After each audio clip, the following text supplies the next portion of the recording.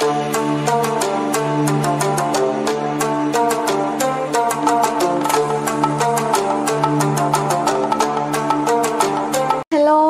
Back to the nursing zone YouTube channel. ఈ వీడియోలో keratitis అనే ఐ కండిషన్ లేదా ఐ డిజార్డర్ గురించి ఎక్స్ప్లెయిన్ చేయబోతున్నాను.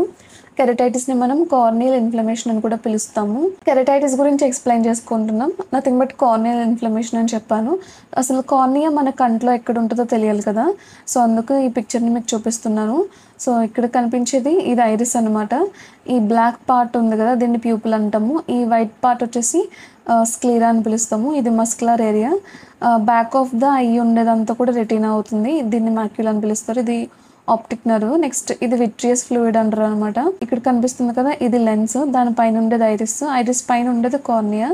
కార్నియాని దాటేసి ఉండేదంతా కూడా కంజక్టైవ్లోకి వెళ్ళిపోతుంది.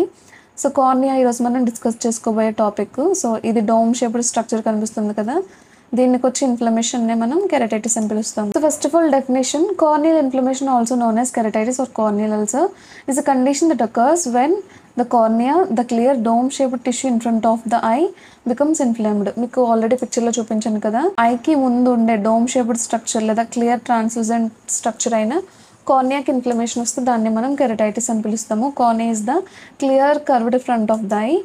Next, types of keratitis. There are several types of keratitis including infectious and non-infectious types. Mainly divided into infectious and non-infectious అనమాట. ఫస్ట్ ఇన్ఫెక్షియస్ గురించి ఎక్స్ప్లెయిన్ చేయబోతున్నాను. ఇన్ఫెక్షియస్ కెరటైటిస్ వచ్చేసి బ్యాక్టీరియాస్ వల్ల, ఫంగైస్ వల్ల, వైరసెస్ వల్ల, పారాసైట్స్ వల్ల వస్తుంది అనమాట. First one bacterial keratitis.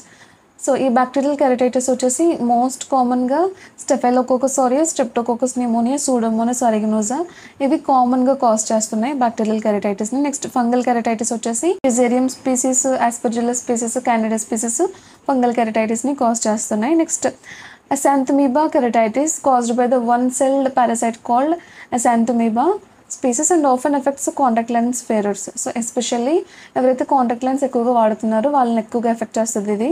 Next herpes simplex keratitis. Herpes simplex type 1 వల్ల వస్తుంది అనమాట ఈ infection.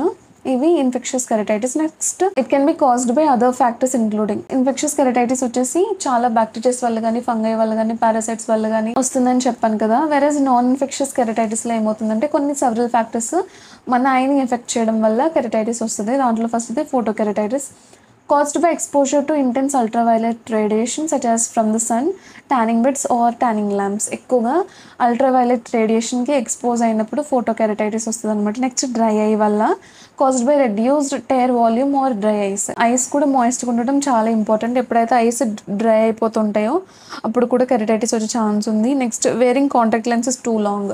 So prolonged period contact lens వాడినా కూడా కెరటైటిస్ వచ్చే ఛాన్స్ ఉంది. Next over use of steroid eye drops, ఇది non infectious type. Next causes of keratitis. So first one injury. If any object scratches or injures the surface of your cornea, non infectious keratitis may result. So ఏమైనా injury తగిలిన bacteria లేదా fungi parasites వల్ల, ఇంకా poor contact lens hygiene లేదంటే prolonged period contact lens use చేసిన viruses వల్ల, bacterias వల్ల, contaminated వాటర్కి మీరు ఎక్స్పోజ్ అయినా కూడా మీకు కెరటైటిస్ వచ్చే ఛాన్స్ ఉందన్నమాట. What causes keratitis? ఇక్కడ మీరు చూస్తున్నట్లు వీకెండ్ ఇమ్యూన్ సిస్టమ్. మీకు ఎప్పుడైతే ఇమ్యూన్ సిస్టమ్ వీక్గా ఉందో అప్పుడు dry eyes syndrome. Nothing but మన కళ్ళు ఎప్పుడు కూడా మాయిస్ట్గా ఉండాలి so that it works properly. ఎప్పుడైతే డ్రై ఐస్ అయిపోతున్నాయో అప్పుడు infections. Next intense sunlight, photo keratitis. Nothing but UV రేస్కి ఎక్కువగా ఎక్స్పోజ్ అయినా, ఏమైనా స్క్రాచెస్, ఐ ఇంజరీస్ అయినా, లేదంటే ఏమైనా ఫారెన్ ఆబ్జెక్ట్స్ కంట్లో ఉండిపోయినా, ఇంప్రాపర్గా కాంటాక్ట్ లెన్స్ని యూజ్ చేసినా, లేదంటే ప్రొలాంగ్డ్ పీరియడ్స్ యూజ్ చేసినా కూడా కెరటైటిస్ వచ్చే ఛాన్స్ ఉందన్నమాట. దీంట్లోనే హోల్ కాజెస్ అండ్ టైప్స్ కూడా వచ్చేసాయి మనకి. నెక్స్ట్ రిస్క్ ఫ్యాక్టర్స్ వచ్చేసి ఆల్రెడీ చెప్పాను. కాంటాక్ట్ లెన్స్ ప్రొలాంగ్డ్ పీరియడ్ లేదా సరిగా యూజ్ చేయకపోయినా, అలాగే ఎక్స్టెండెడ్ పీరియడ్ యూజ్ చేసిన, రెడ్యూస్డ్ ఇమ్యూనిటీ ఉన్న, కార్టికోస్టెరాయిడ్స్ యూజ్ చేసిన, ఏమైనా ఐ ఇంజురీస్ ఉన్నా కూడా కెరటైటిస్ వచ్చే ఛాన్స్ ఉంది. ఇవి risk factors. Next clinical features వచ్చేసి ఐ రెడ్గా అయిపోతుంది, పెయిన్ ఉంటుంది, అలాగే అన్యూజువల్ డిశ్చార్జ్ ఉంటుంది కంట్లో నుండి, difficulty opening your eye lid because of pain or irritation. ఐలిడ్ని కూడా తెరవలేరు, కన్రెప్పలు కూడా తెరవలేకపోతారు. నెక్స్ట్ బ్లర్డ్ విజన్ ఉంటుంది, డిక్రీజ్డ్ విజన్ ఉంటుంది, ఫోటోఫోబియా ఉంటుంది, కాంతిని చూడలేకపోతారు. అలాగే a feeling that something is in your eye, కంట్లో ఏదో ఉన్నట్టు మీకు అనిపిస్తుంటుంది అనమాట. ఆ సెన్సేషన్ ఫీల్ అవుతారు. ఇక్కడ మీరు చూడొచ్చు పిక్చర్లో డిశ్చార్జ్ అని చెప్పాను కదా, సో ఈ విధంగా డిశ్చార్జ్ ఉంటుంది, రెడ్నెస్ ఉంటుంది స్క్లీరాలో, కార్నియల్ ఇన్ఫ్లమేషన్ కూడా ఉంటుంది అనమాట, ఈ విధంగా ఉంటుంది. నెక్స్ట్ డయాగ్నోస్టిక్ ఇవాల్యుయేషన్స్ వచ్చేసి మీ కంటిని ఎగ్జామిన్ చేస్తారు, ప్రీవియస్ హిస్టరీస్ అయినా తీసుకుంటారు. సో మీరు ఏమైనా జర్నీస్ చేస్తారా, లేదంటే లాంగ్డ్ పీరియడ్ మెడికేషన్స్ యూస్ చేస్తున్నారా, యూవీకి ఎక్కువగా ఎక్స్పోజ్ అయ్యే ఆక్యుపేషన్లో ఏమైనా ఉన్నారా అని చెప్పేసి. నెక్స్ట్ కంప్లీట్ ఐ ఎగ్జామ్లో బ్రైట్ లైట్స్ని మైక్రోస్కోప్ని యూస్ చేసి ఐ నుండి డిశ్చార్జ్ అవుతుందని చెప్పాను కదా, ఐ నుండి వచ్చే డిశ్చార్జ్ని స్వాబ్ ద్వారా ల్యాబ్కి పంపించి ఆ డిశ్చార్జ్ని కల్చర్ చేపిస్తారు ఆర్గానిజంని తెలుసుకోవడానికి. Next fluorescein stain test, your provider will put dye into your eye and then look at it with a blue lamp. So stain test కూడా చేస్తారు ఐడెంటిఫై చేయడానికి ఆర్గానిజంని. నెక్స్ట్ దీన్ని ఎలా మేనేజ్ చేయొచ్చు అంటే different kinds of medications, different kinds of ప్రొసీజర్స్ని use చేసి ఈ ఇన్ఫెక్షన్ని ట్రీట్ చేస్తారు. ఒకవేళ బ్యాక్టీరియల్ కెరటైటిస్ అయితే యాంటీబయోటిక్ ఐ డ్రాప్స్ కానీ ఓరల్ యాంటీబయోటిక్స్ కానీ ప్రిస్క్రైబ్ చేస్తారు. ఫంగల్ కెరటైటిస్ అయితే యాంటీ ఫంగల్ ఐ డ్రాప్స్ కానీ ఓరల్ యాంటీఫంగల్స్ కానీ ఇస్తారు. వైరల్ కెరటైటిస్ అయితే యాంటీవైరల్ ఐ డ్రాప్స్ కానీ ఓరల్ యాంటీవైరల్ మెడికేషన్స్ కానీ ఇస్తారు. శాంతిమీబా కెరటైటిస్ అయితే యాంటీపారాసైటిక్ ఐ డ్రాప్స్ ఇస్తారు. నాన్ ఇన్ఫెక్షియస్గా అయితే కనుక మైల్డ్ కేసెస్లో వాటంతటవే హీల్ అయిపోతుంది, లేదంటే ఆర్టిఫిషియల్ టీయర్స్ని, డ్రై ఐస్ ఇలాంటివి అయితే కనుక ఆర్టిఫిషియల్ టీయర్స్ని ప్రొవైడ్ చేస్తారు సో దట్ ఐస్ మాయిస్ట్గా ఉండడానికి. అడ్వాన్స్డ్ కెరటైటిస్ అయితే కనుక ఓరల్ మెడికేషన్ని సజెస్ట్ చేస్తారు.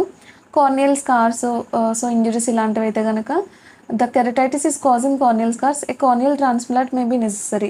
ఒకవేళ స్కార్స్ మెడికేషన్స్తో పని అవ్వకపోతే కార్నియల్ ట్రాన్స్ప్లాంట్ని కూడా సజెస్ట్ చేస్తారు. ఇంకా వచ్చేసి corneal gluing, a common procedure to seal small perforations in the cornea. Cyanoacrylate glue is a compound used for this purpose. So చిన్న చిన్న పెర్ఫోరేషన్స్ అయితే కనుక గ్లూ యూజ్ చేస్తారు. Next tarsorrhaphy, surgical procedure that can promote epithelial healing. ఒకవేళ epithelial injury ఉంటే కనుక tarsorrhaphy చేస్తారు, surgical procedure ఇది. Next amniotic membrane transplantation, a tissue that can be used to scaffold the tissue breach and enhance healing. So amniotic membrane-ని so transplant చేస్తారనమాట కార్నియాలో ఎలాంటి tissue breach ఉన్నా, లేదంటే హీలింగ్ని కూడా పెంచడానికి. నెక్స్ట్ కంజక్టివల్ ఫ్లాప్స్ కూడా యూజ్ చేస్తారు, అగైన్ టిష్యూ బ్రీచ్కి అలాగే హీలింగ్ని ఎన్హాన్స్ చేయడానికి యూజ్ అవుతుంది. Collagen cross linking, A procedure that can strengthen the cornea and reduce the infective load. So infective load తగ్గించడానికి అలాగే కార్నియాని స్ట్రెంథన్ చేయడానికి కొలాజన్ క్రాస్ లింకింగ్ కూడా చేస్తారు. పెనెట్రేటింగ్ ఆర్ లెమల్లర్ కెరటోప్లాస్టీ, సో ఏదైనా రిపేర్ ఉంటే టిష్యూస్లో వాటిని కూడా రిపేర్ చేస్తారు. Therapeutic hot graft, A procedure that can maintain globe integrity. So already మనం ఐ స్ట్రక్చర్ని మీకు ఫస్ట్ స్లైడ్లో చూపించాను కదా, సో ఐ స్ట్రక్చర్ గ్లోబులర్గా ఉంటుంది, ఆ స్ట్రక్చర్ని మెయింటైన్ చేయడానికి ఈ గ్రాఫ్ట్స్ని కూడా యూజ్ చేస్తారనమాట. ఇది మేనేజ్మెంట్. ఒకవేళ కెరటైటిస్ని సరిగ్గా ట్రీట్ చేసుకోలేకపోతే కార్నియల్ ఇన్ఫ్లమేషన్ క్రోనిక్గా మారిపోతుంది, స్కారింగ్ వచ్చేస్తుంది, రికరెంట్గా వైరల్ ఇన్ఫెక్షన్స్, బ్యాక్టీరియల్ ఇన్ఫెక్షన్స్ వస్తూ ఉంటాయి, కార్నియల్ అల్సర్స్కి లీడ్ చేస్తుంది, ఓపెన్ సోర్స్ వచ్చేస్తూ ఉంటాయి, విజన్లో టెంపరీ లేదా పర్మనెంట్ లాస్ ఆఫ్ విజన్ ఉంటుంది, బ్లైండ్నెస్ కూడా వస్తుంది అనమాట. సో ఇవి కాంప్లికేషన్స్. ఒకవేళ మీరు ప్రివెంట్ చేసుకోవాలి ఈ కండిషన్ అనుకుంటే కనుక choose daily wear contacts and take them out before going to sleep. పడుకునే ముందు మీ కాంటాక్ట్ లెన్సెస్ని రిమూవ్ చేసేయాలి. అలాగే వాటిని rinse and dry your hands thoroughly before handling your contacts. మీరు కాంటాక్ట్స్ని హ్యాండిల్ చేసే ముందు మీ హ్యాండ్స్ని వాష్ చేసుకోవాలి, రిన్స్ చేసుకోవాలి, అలాగే డ్రై కూడా చేసుకోవాలి మీ హ్యాండ్స్ని. ఎలాంటి కన్సర్న్ ఉన్నా కూడా మీ ఐ కేర్ ప్రొవైడర్ని యొక్క సజెషన్స్ మాత్రమే మీరు ఫాలో అవ్వాలి. స్టెరైల్ ప్రోడక్ట్స్ మాత్రమే యూజ్ చేయాలి మీ లెన్స్కి యూజ్ చేసేటప్పుడు మీ ఐకి. Next replace your contact lenses as recommended. ఒకవేళ మీ కాంటాక్ట్ లెన్సెస్ని చేంజ్ చేయమని చెప్తే కనుక సో ఆర్డర్స్ని కూడా ఫాలో చేసుకోవాలి. ఎవ్రీ 3 to 6 monthsకి రీప్లేస్ చేసుకుంటూ ఉండాలి. Discard the solution in the contact lens case. Each time you disinfect your lenses, don't top of the old solution that already in the case. Each time మీరు లెన్స్ని clean చేసుకున్నప్పుడు ఆ కేసులో ఉన్న సొల్యూషన్ని కూడా discard చేస్తూ ఉండాలి. అలాగే కొత్త సొల్యూషన్ని ఓల్డ్ సొల్యూషన్తో మిక్స్ కూడా చేయకూడదు. Don't wear contact lenses when you go swimming చేసేటప్పుడు కాంటాక్ట్ లెన్సెస్ వేసుకోకూడదు అనమాట. So this is about the condition called keratitis.